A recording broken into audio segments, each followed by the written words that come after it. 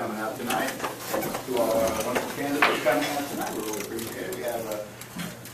We have first of all, we have Nick Ciparro here. He's running against Jimmy Duncan for the United States Congress. Two guys for the 89th. We've got Roger Kane, Tim Hutchison, whom you probably all know, and Joe Leinweber, who is also running for the U.S. Congressional seat currently held by Mr. Jimmy Duncan. So what we're going to do is we're going to let each of these folks speak about 10 minutes. That's right. Okay, Gina Oster, she'll be here. She's running for school board. She'll be here shortly, and we'll go ahead and get her seated up here as well. Okay, and possibly Steve. So hope he makes it. So any particular order, Kelly, that we want to? No. Okay. Anybody volunteer to speak? Or basically, what we'd like you to do is just kind of spend about 10 minutes. Let us know who you are and why you're running for office, and short bio and all that good stuff. And after everybody's done, we'll have a question and answer session afterwards. That works for everyone. Anybody want to go first? I'll start that. Joe, okay. Starting the timer right now. You got 10 minutes, Joe. I'll give you a 1-minute warning. Here we go. All right. Most of you know me. I'm Joe Leinweber Jr., retired U.S. Air Force. Served in Vietnam, went back when they called back folks, and after Jimmy Carter's era, and returned to activity in 1980. Served the Gulf War, Honduras, Colombia, drug wars, all kinds of neat stuff. Retired in 1995 on Special Operations, Harvard Field, Florida. Took an oath to this country and the Constitution of the United States several times, every time I re-enlisted. I live by that oath. It's in my heart.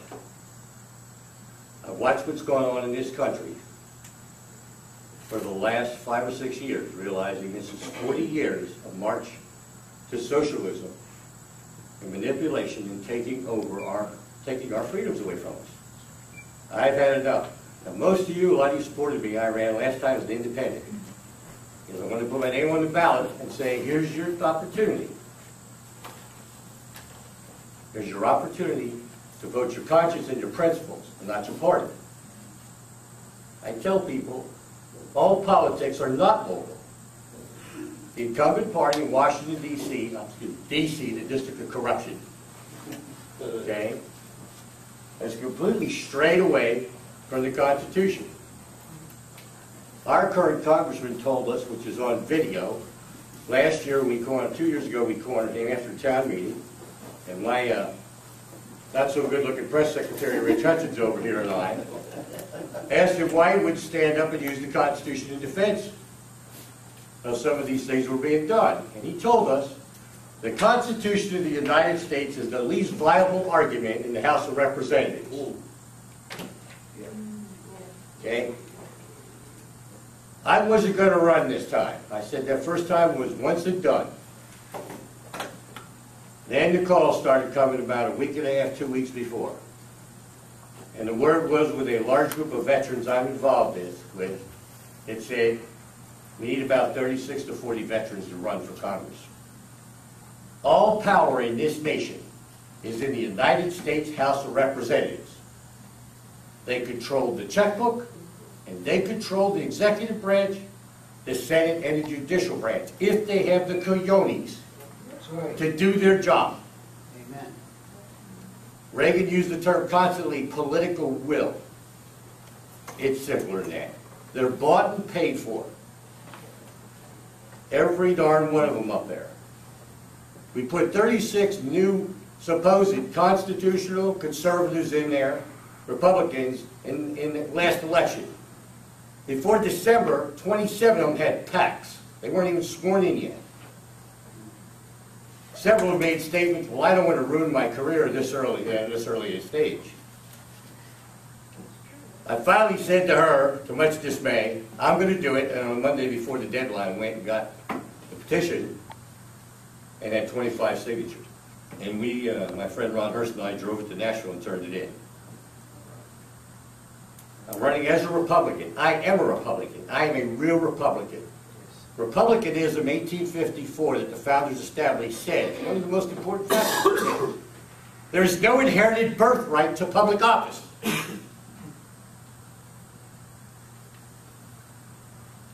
I am sick and tired of what's going on there. And I said to my friends, I will take one more shot using the system before the next shots are fired that people are not going to like in this country.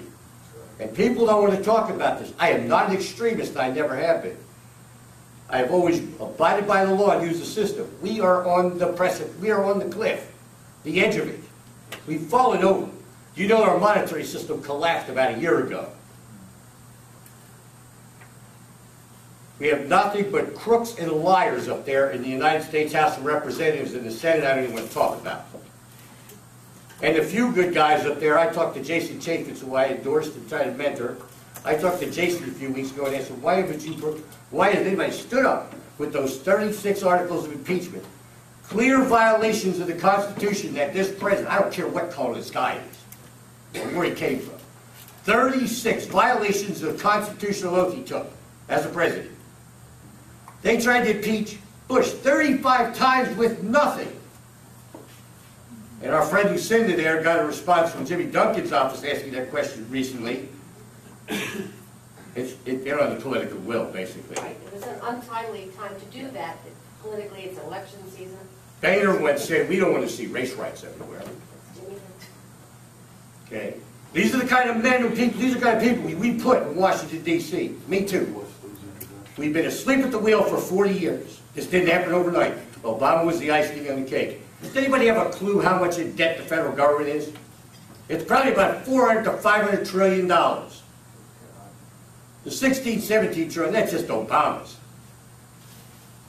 We're broke. When I'm broke in the checkbook's empty, I don't go run out and buy a Cadillac or loan my friend Rich $10,000. Nancy Pelosi 2 weeks ago said, well, we can't fix this deficit and this problem by cutting spending here in Washington. We need to raise the minimum wage to $12 an hour so we can collect more taxes. I was in my den working and I about fell backwards on my chair. And I said, will somebody please shoot Grandma? I just apologized to her grandchildren already. These people are crazy. And our congressman does nothing. This man has a political power machine that's here in Knoxville. Where is it over there in D.C.? Nowhere. I am tired of being a nice guy. He is an empty suit, he's irrelevant, and he's invisible. Are you tired of yelling at your TV set when the politicians are on? Yes. Send me to do it. I'll yell right in your damn face. All right. We better wise up, because this is the last election we're going to have. The storm is gathering. People in this country are not going to like it when it hits the fan. It's not going to be pretty either. I spoke to some people about 3 months ago, and one couple got up and said, I think you're fomenting an insurrection. I said, what? No. Fomenting insurrections for kids and jihadists. I'm proposing a damn revolution in this country. And I'm a history buff in just about every nation, the European nations that got to a point that there's been some type of revolution. Follow what's going on in Iceland. A bloodless coup. The citizens got fed up. Don't buy all the media hype of what's going on in Egypt. I have a friend who works there, who's been there after retired. Okay? The Muslim Brotherhood is about like the Chamber of Commerce over there, all right? The guy is from America. He's trying to fix that country. They want their freedom. That's why without firing a shot, they overrode 2 elections in that country. Do you realize that? And that general over there is trying to put that country back where the people want it. They want freedom. They don't want this. They don't want what's going on here. They've had enough of running around with AKs and suicide bombs. We need to wake up in this country. And I know I aggravate a lot of people, and I'm going to say, last thing I want to say it. We have too many distractions right now. We got, I get Tea Party groups constantly giving calls. I talk to them and I say, look, stop having these meetings so we get everyone on the same page. Look, it's only 2 pages. The Bill of Rights and the Constitution. Everything else is collateral. And if you know your history, when they finally developed the Declaration we have today as a historical document, it was after Rutledge from the Carolinas got up and made a speech.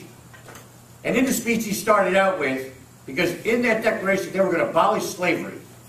And Rutledge stood up and said, gentlemen, I do not like most of you and barely tolerate Franklin, but I am here for independence of this nation. Let's gain our independence first, and then we'll worry about all those collateral issues.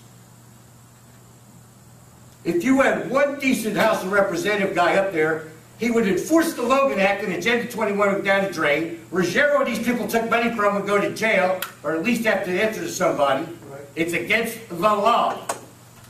The Second Amendment gun laws, 1908 Dick Act.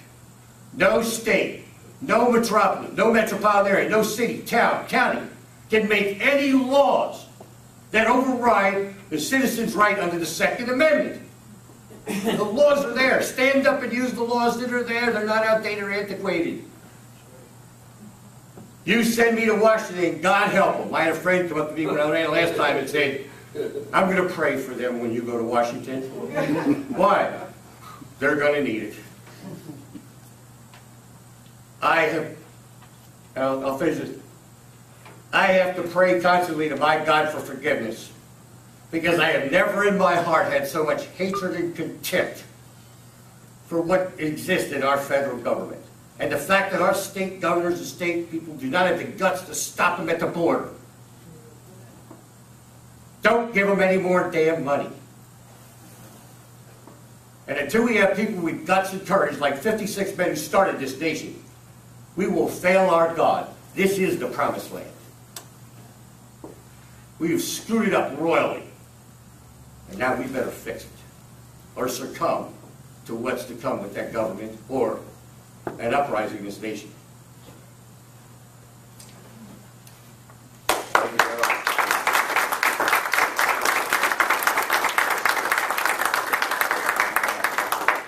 You want to keep with the office here?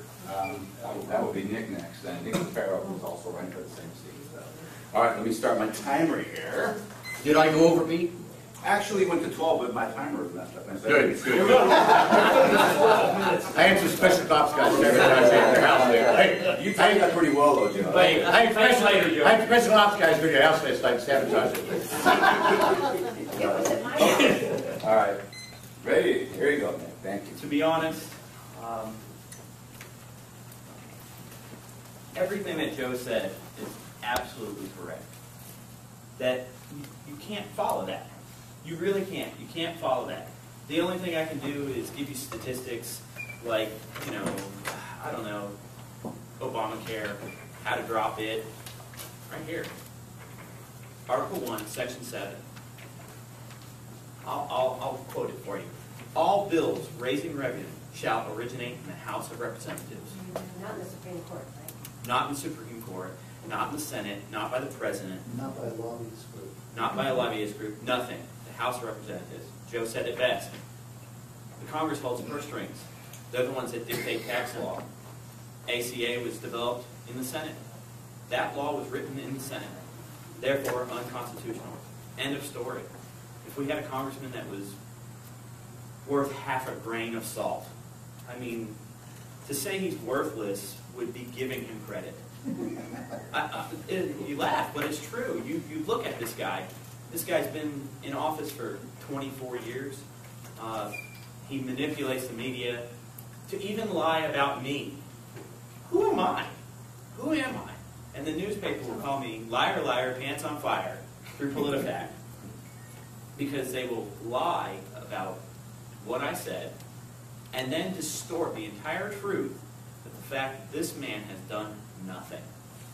8 bills he has written. Now, I'm going to say this.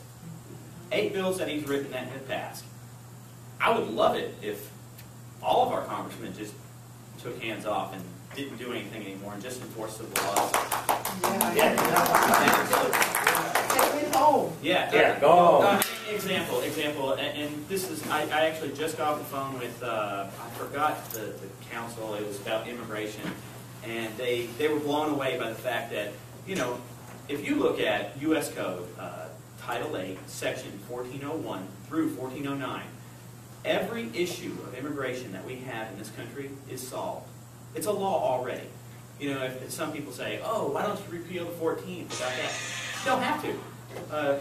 Section 8, Title 1408, or Title 8, Section 1408, actually states that if 2 people snuck over the border, had a child here, that child is not a citizen. That's all there is to it. End of discussion. There is no safe harbor sanctuary. Yeah.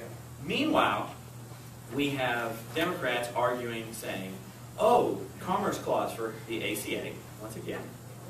But they did not lift a finger when the city of Los Angeles and the county of Los Angeles, all the surrounding areas, went and violated the Commerce Clause by imposing a boycott of Arizona.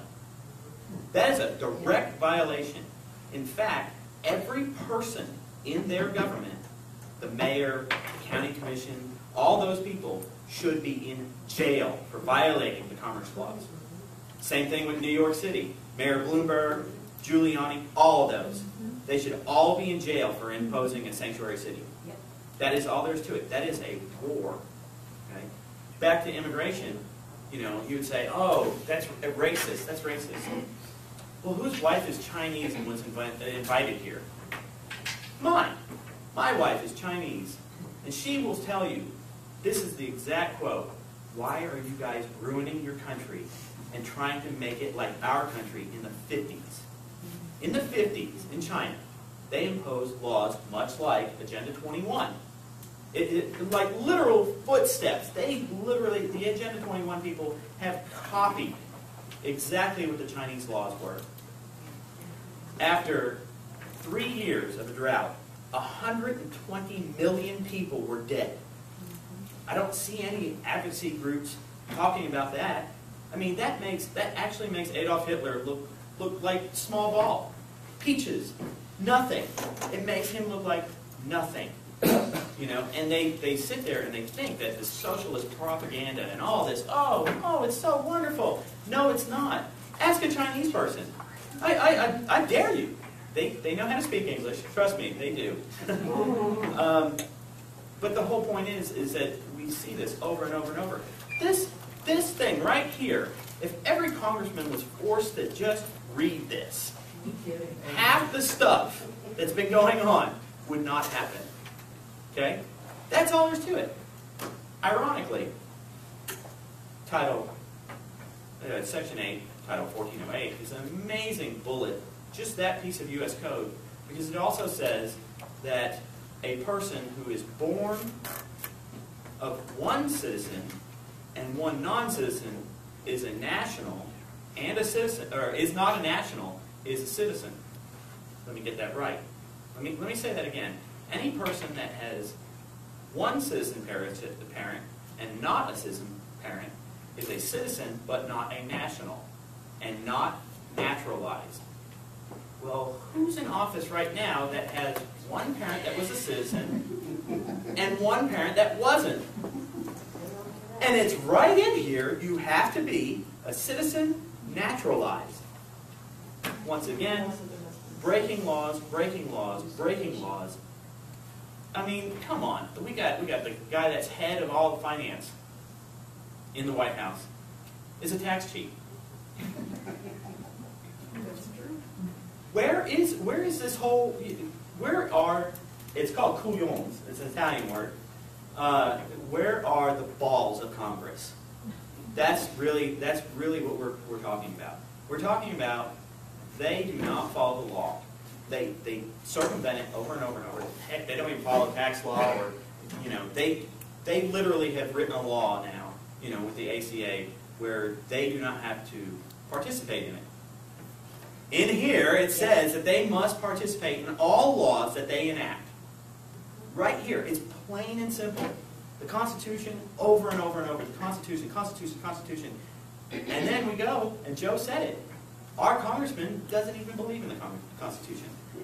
Go out there, tell your friends about Joe or I. I mean, I ask you to do that. Tell every one of your friends. Because if I lose to Joe, well, I'll be singing in the rain. I'll be dancing. Because you know what? I would bet the same thing for Joe, because at least we don't lose to Congressman Duncan. Because we all lose when he wins. That's all there's to it. What's your name? And yes, I'm Nick Ciparro. It's very hard to pronounce for some reason compared to its spelling. And don't worry, if you mispronounce it, I am perfectly fine with it because you'd be the 1 millionth caller. I promise you. I've heard it as Crisco, Ciparro, all kinds of different things. So it doesn't matter. The point is tell everyone you know. Go to your church, go to your friends, you go to your family. Tell them about the fact that this Duncan dynasty of do nothing. I mean, his son is a cheater. Stole from my school. $40,000. If any of you in here did what he did, not only would you be in jail, but you'd be buried under the jail. You have UT and every volunteer, every go Vol, the Vol Navy would march you to Tim Hutchison's office and put you under the jail. Tim knows, he's smiling. He doesn't want to get involved in that, but it's the truth. How do you know about that place under the jail? Yeah. I've had to work there before. He knows something about it. That's the point. And then we have a congressman, because he's a congressman's son, he goes and has the FBI blocked out of it. Where's the TBI? Where's the sheriff's department? I'd like the sheriff's department to arrest him. I would love to see that. He stole my money, my tax dollars. And there's perfect proof of it. And then, it's okay because, and I'm not attacking Tim, trust me, I'm asking him a favor. I'm retired. Okay. Well, he might have some influence. But someone go out there and grab this guy for breaking the law. I mean, if I go and I steal from a bank and then I show up the next day just because, a county commissioner says, well, you better put that money back because you're going to jail. And I put it back, I'm still going to jail. Last time I checked, I'm going to jail. And that's How about the letter that Duncan wrote for Plan ET? And then also, here's the Plan ET letter. I have it actually in my possession on my computer. Our congressman literally has endorsed this Agenda 21 thing. He has basically written letters saying, I love this idea. I love giving away all of our stuff. I love the idea of eminent domain over any reason, for whatever reason it is. The sky's blue today. Well, I'm going to steal your house. I mean, that's literally what we're dealing with. Gotta run out of bullets. Yeah. Well, yeah, that's a good point. You can fight back, but what I would like to see done is us not have to worry about this stuff. We shouldn't have to worry about our property. We shouldn't have to worry about our rights. We shouldn't have to think that our congressmen, our president, our senators, our lawmakers are breaking the law every day. And they are. They break the law more than any drug dealer, any crackhead, anybody. They do it day in, day out. They commit treasonous acts. If it was up to me, they would all be meeting the gallows like they deserve. Amen. That's all there is to it. Amen. And that's enough for me, I guess. Good. 9 minutes.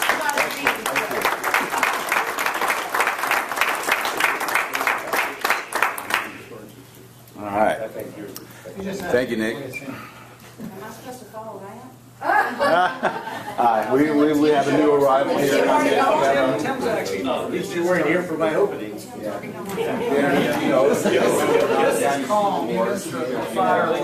Like helicopters. Our distinguished panel here tonight, Gina Oster, running for school board. Yes, I'm running for School Board District 3, which entails Cedar Bluff Schools, Bearden Middle, Ridgedale, and West Haven Elementary. So we've got kind of a weird line. But, and I apologize for being late. We were having to meet our son's new baseball coach. So, anyways. But this is a runoff. And so early vote starts Friday, ends the 28th, and then we've got Election Day on August 2nd. Just a little bit about myself. I've been involved in the PTA, volunteer in the schools for almost 17 years. I'm currently a teacher's assistant in the special ed department at Carnes High School. I've worked with County Commission and the school board for funding for years. So I understand how it works. I was the legislative chairperson for Knox County Council PTA, and I actually think the first one who got the sheriff's department to come for Celebrity Reading Day at Cedar Bluff with the helicopters and the dogs and everything. So Tim and I go way back.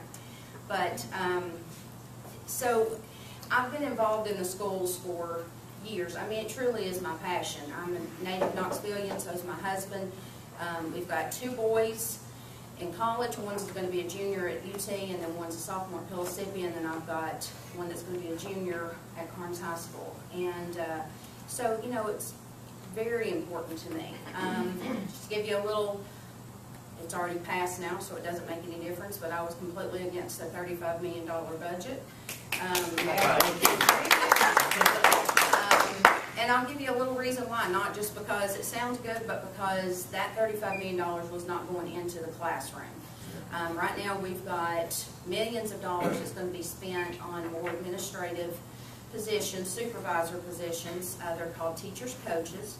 And if they would have taken those millions of dollars and hired more teachers' assistants and gave every teacher a full-time person, you would have 2 people in the classroom as opposed to 1 for 35 kids that you're trying to teach to the top, the middle, and the bottom.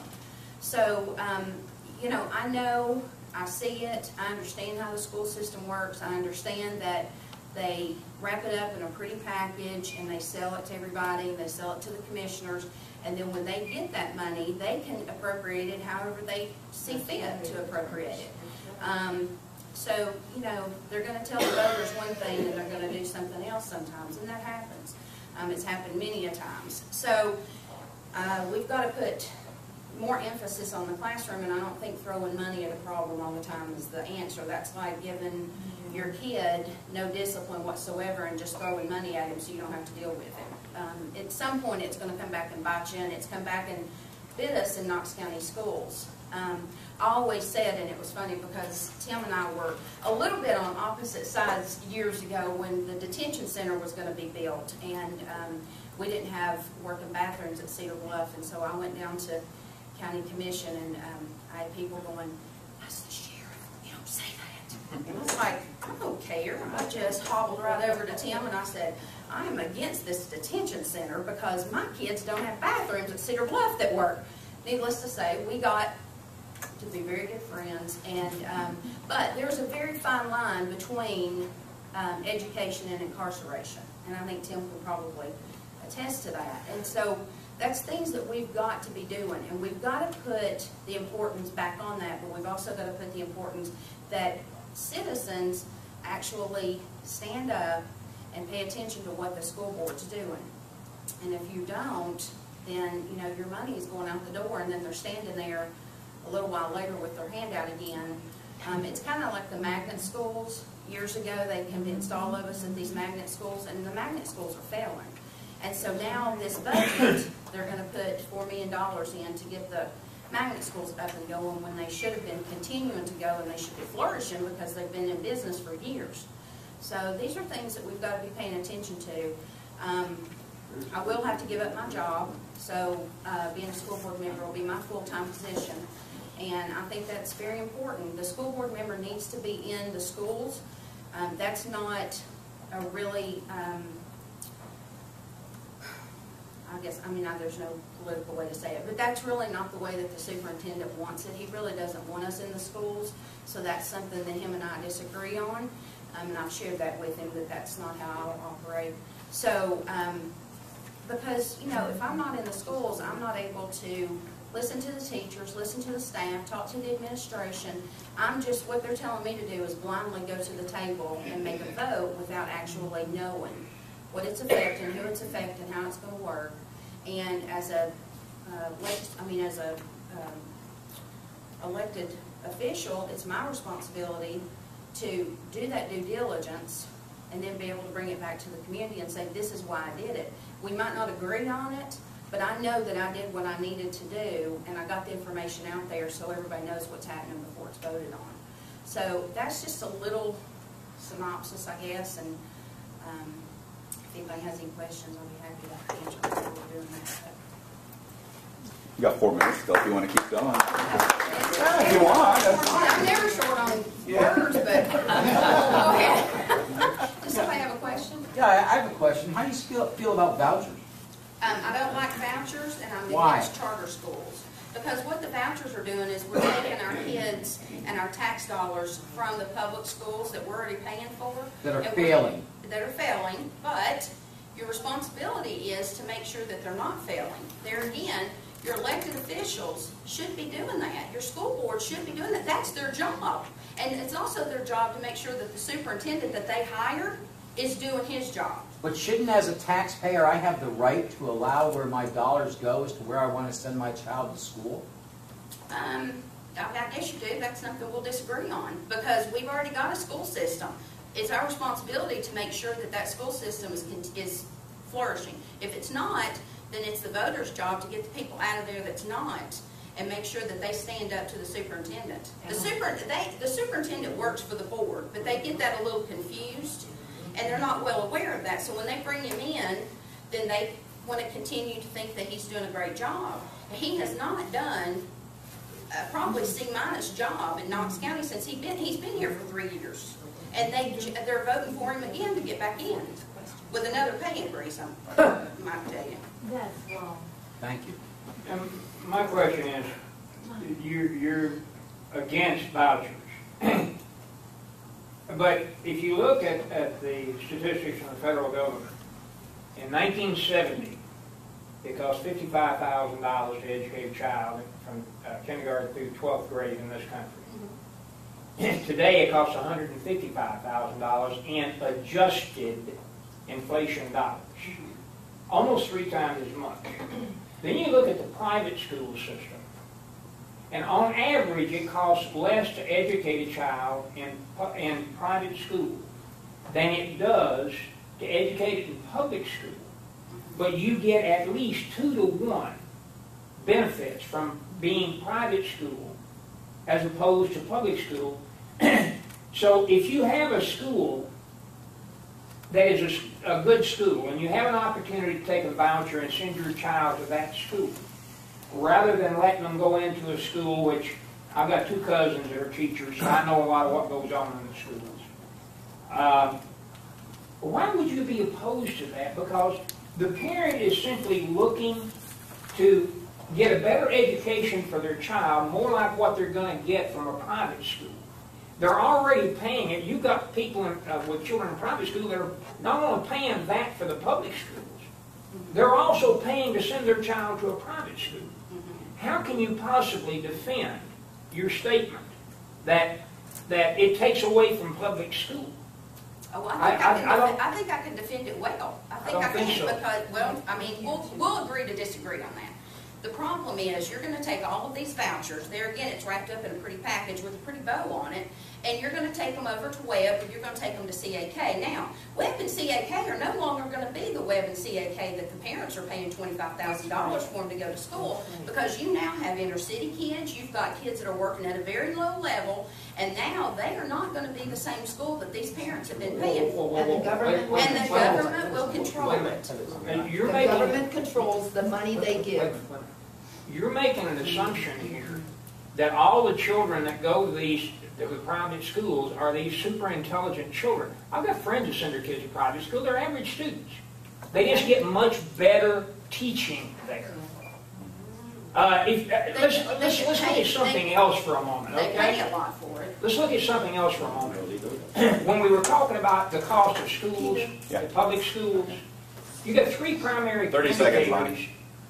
I'm sorry? 30 seconds. You got 3 primary indicators of the success of the school. You got English or literature or English in general. You got math and you got science.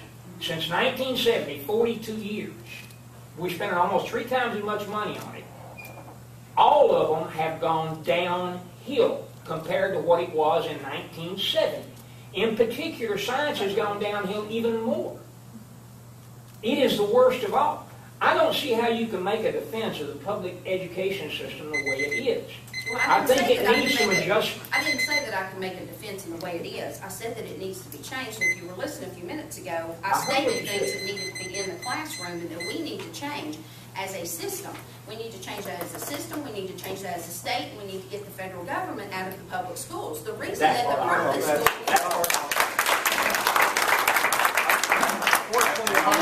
Let's move on. Yeah, we gotta get our comment. people before questions. All you need to do is, I advise everybody who's pretty much activist and finally, educate themselves, get Milton Friedman's book called Freedom of Choice. And it discusses all this, and it addresses all the problems. And it makes more safe. It's only that thick. I would also add this, and you know what I'm talking about when we say this. We got to the moon and back in 1969 on slide rules. Okay. Now we have TI-85 and garbage in the classroom. And I'm going to tell you this, I was a product of that.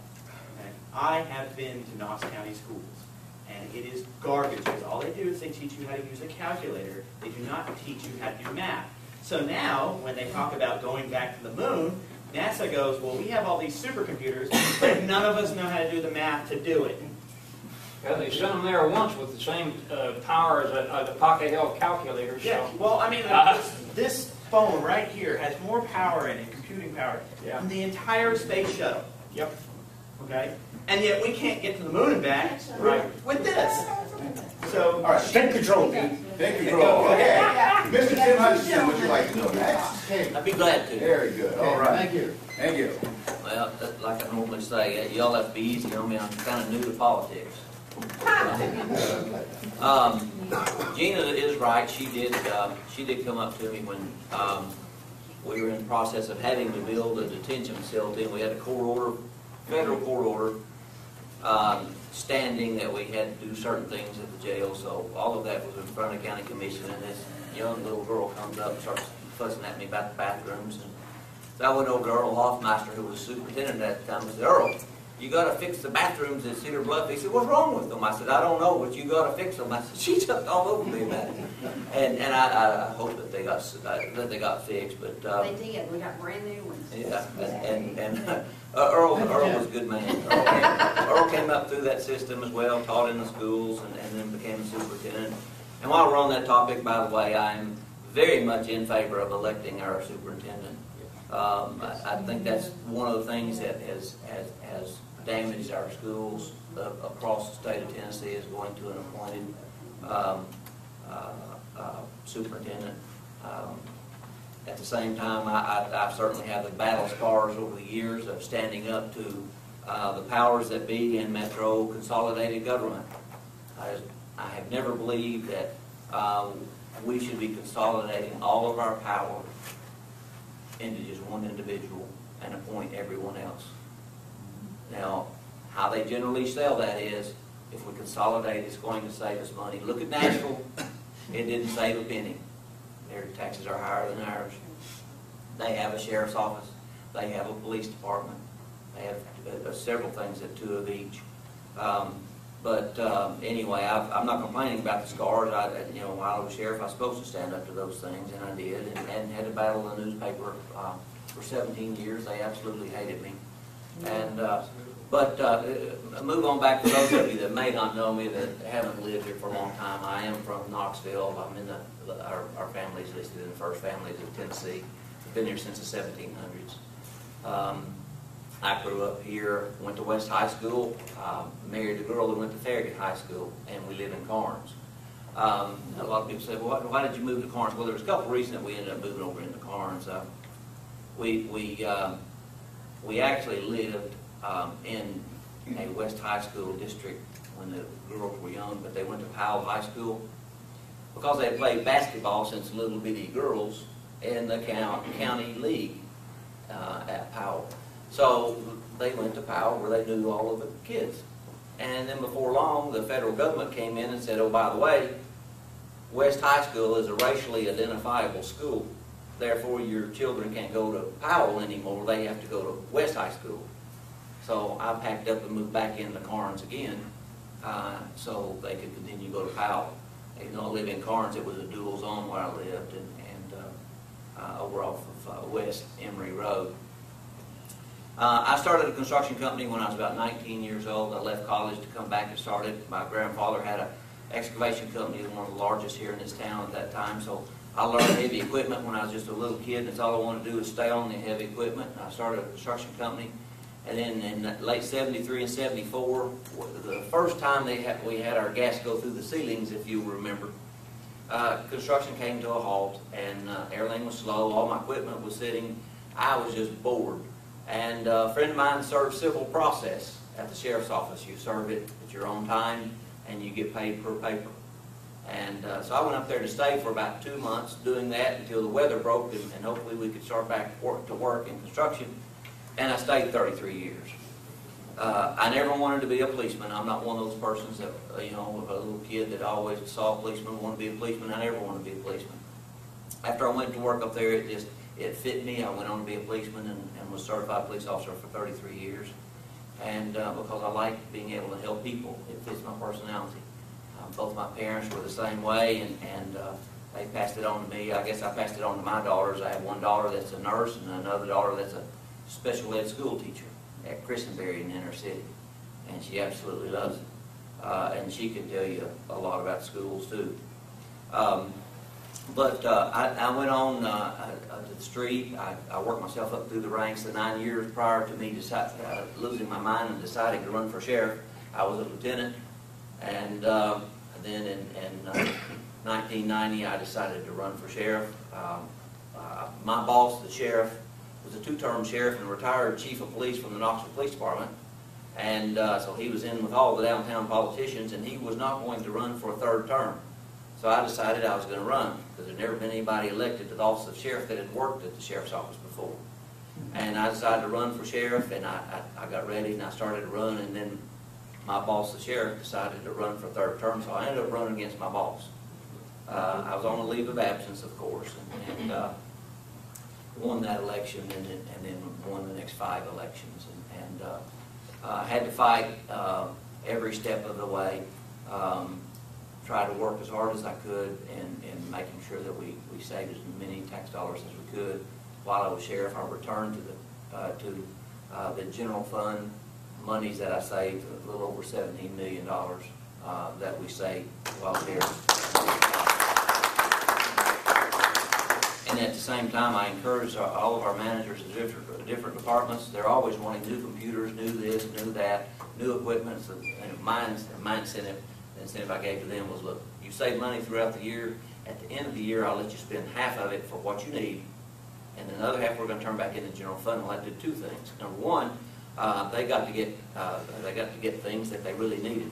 Well, if we bought it out of existing year's money, that means I didn't have to ask for that money for new tax dollars the next year. And at the same time, I was also turning money back in. I started numerous projects at the sheriff's office at no additional funds, and for 2 reasons. Number one, the county commission wouldn't have given it to me, and number 2, I didn't want to ask for tax dollars to start a lot of those programs. A lot of those programs are still going to this day with no tax dollars, and because there are a lot of volunteers, like Gina was in the schools many years ago as a volunteer. There are lots of volunteers, such as the Senior Citizen Awareness Network.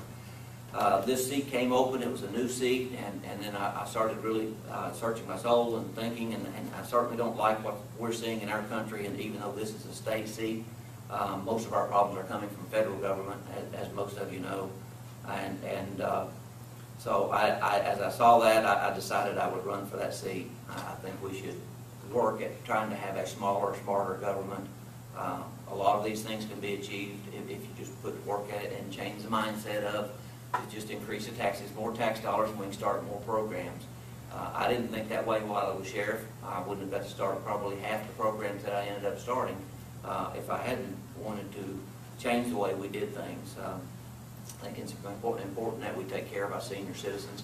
As inflation and things are getting more expensive, at the same time, their salaries are staying the same. My parents were the same. My dad was a lineman at KUB for 42 years and was not under Social Security. Fought in World War II, was on a battleship in the Pacific for 3 years, and came back, went to work for the Knoxville Utility Board, and under the old plan, they didn't have Social Security, so Mom and Dad all these years have been living since his retirement on just that KUB retirement. And so I think we need to assist the senior citizens as much as we can, but as much as anything, I think we need to promote jobs, get the government out of the way so that businesses can flourish, and at the same time, not create more laws. What I would love to see is for every law that we put on the books, take 2 off. In other words, you can't pass another law until you find 2 you want to take off. They did a revision in the late 1980s. I was a lieutenant at the time, and a lot of the criminal defense lawyers got with legislators and said, we need to redefine the criminal code in Tennessee. There are laws on the book that are antiquated, such as, and this is what they use then as an example, such as, you can't leave a horse tied up out front of the courthouse more than 1 hour. Well, yeah, we all agreed, hey, that sounds pretty good. You know, that's probably not a bad idea. Well, what happened was they went in there with using that, as they often do, that pretense, and then they went in there and they changed a lot of the felonies. Possession of cocaine was a felony, period. All possession of cocaine was a felony. All of those drugs were felony possession with the exception of marijuana. And a certain amount of marijuana and above was a felony. They went in and changed those to misdemeanors. And what did that do? That put all of those inmates, took them out of the state prisons and sent them to the county jails, which was an unfunded unfunded mandate to every sheriff. I certainly don't like what's happening to us with many things, such as, you know, I don't like the fact that the insurance company tells us what doctors we have to go to, what medicines we can take, and what's next. You know, what is our federal government going to do to tell us when we're going to take our medicine? I worry about, for my grandchildren, I have 3 of them, they're 9, 10, and 12. They do go to 3 different schools in the Karnes district. And I worry about them and them not having the same liberties that all of us grew up with in this wonderful country.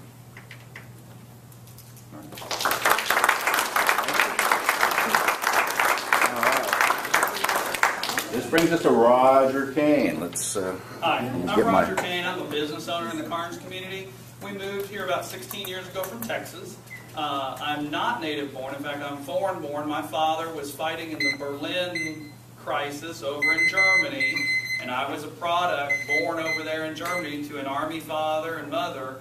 I have a German birth certificate, and I was totally had everything signed away at the moment of my birth, so my father made sure that I was an American. And we moved to Texas, moved a bunch of different places as military families do. I'm the last of 5 children. Loved the military lifestyle. I've told any of my children, if you wanted to sign up for the military, I'd be totally 100% behind you doing that. It's a good life. We were as poor as dirt and had no idea that we were. But the beautiful thing about being poor as dirt was it instilled in us some core values. One of the reasons I moved to the Karnes community 16 years ago, we had our choice. We were living in Maryville when we first came up here. Beautiful town, nice people, great education. But the thing I loved the most about the Karnes-Hardin Valley area was the passion of the people. They are independently minded people. They don't wait for anything to happen. We were one of the first communities to have a swimming pool, which was built years and years ago by our Lions Club. We had a library before most communities like Powell and Halls and Gibbs had a library. Now granted, it wasn't much. It was a house that somebody had donated that we furnished. But we're that kind of independent people. We don't wait for the county to do anything for us. We don't wait for the state to do anything for us. And that's what I've instilled in my children. As a business owner in Karnes, the last 5 years have been challenging, as they've probably been for most of you. We've had to make numerous changes in my office, but we've been able to keep payroll for 4 people for 15 years and not taking a single tax dollar from the state or from the county.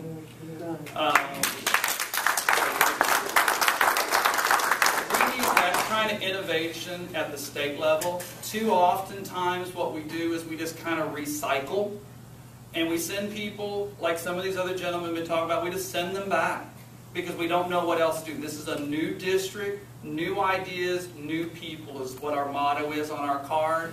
You know, I think the government, the state government, needs to be handled in a smaller, more efficient and effective manner. We've got a $31 billion budget at the state level. I'm sure there's a lot of fat that can be trimmed off of that.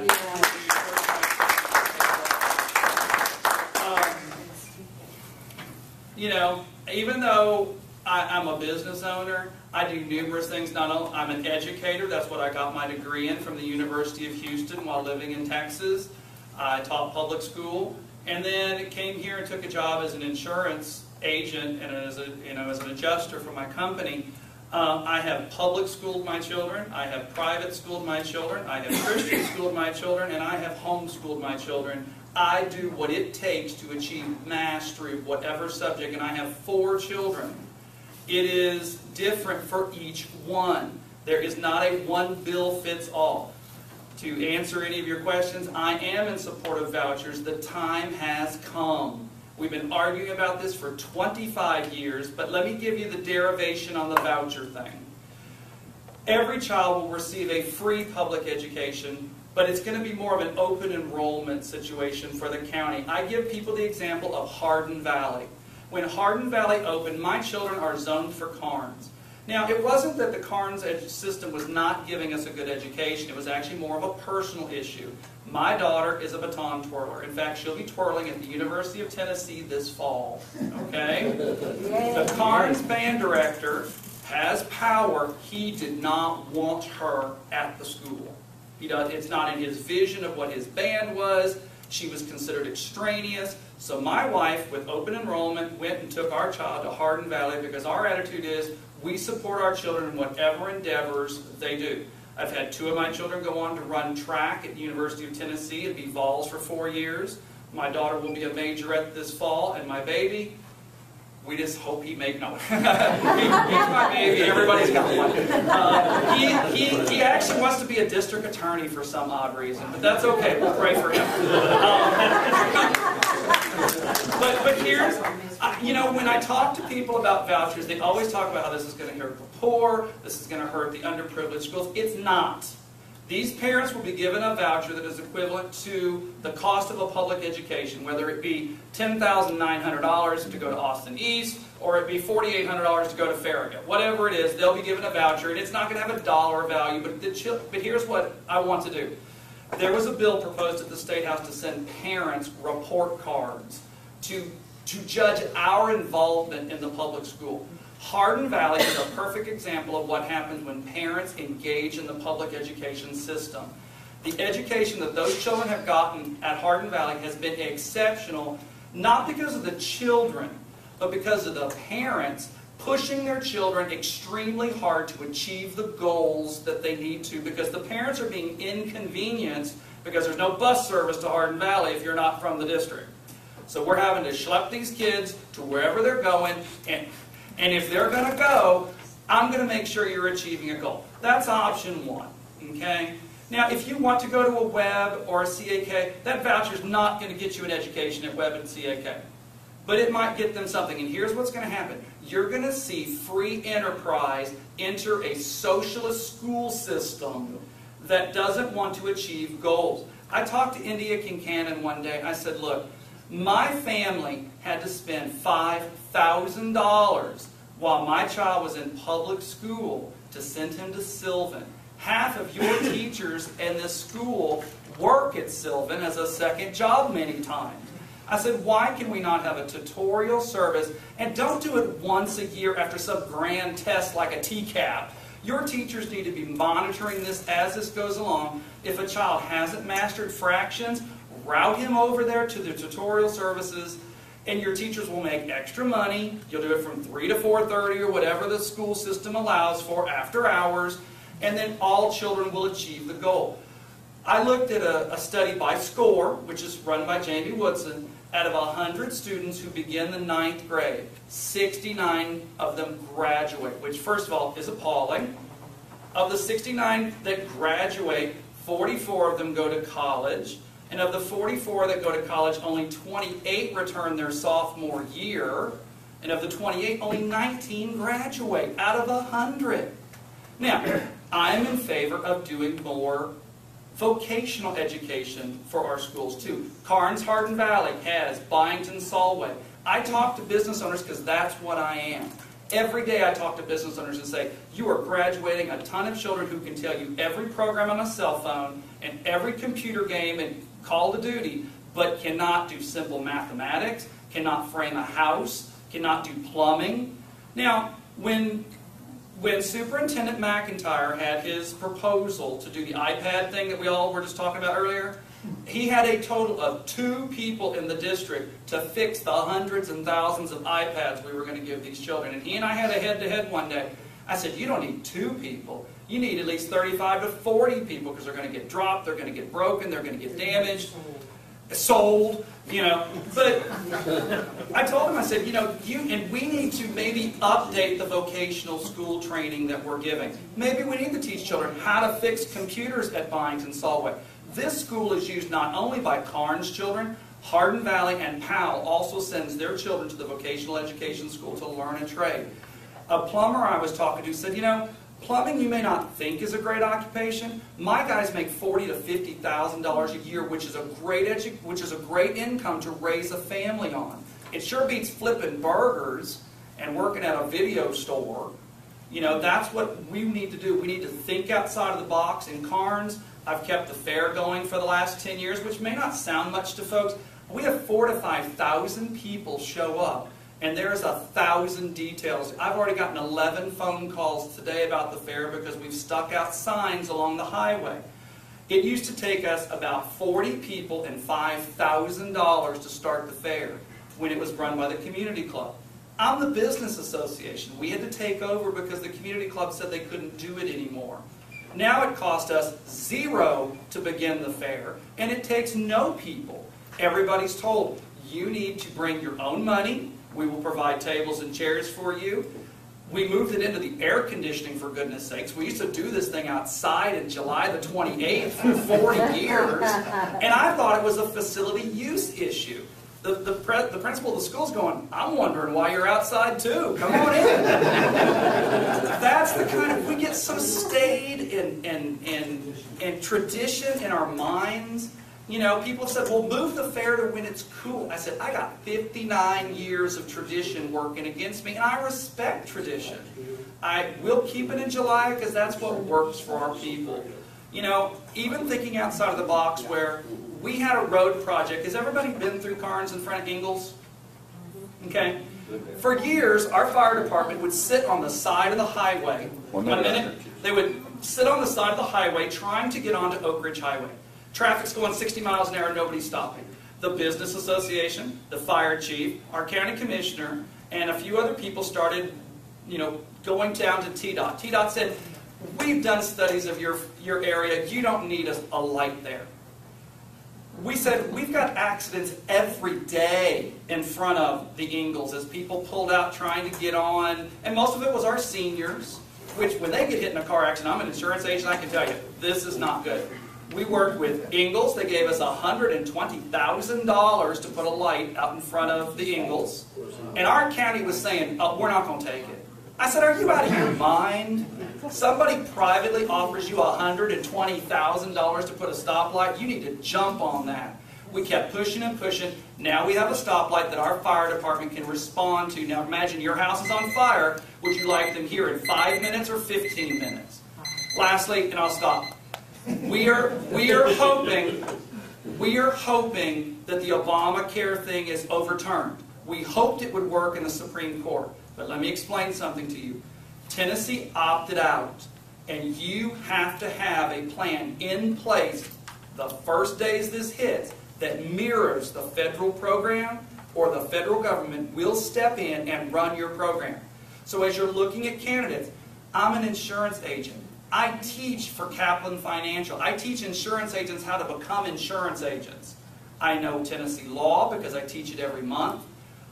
If we've got to write a bill to make us have something similar to the federal government, who would you like in the driver's seat to make sure that that happens but doesn't give away any of your rights to the federal government?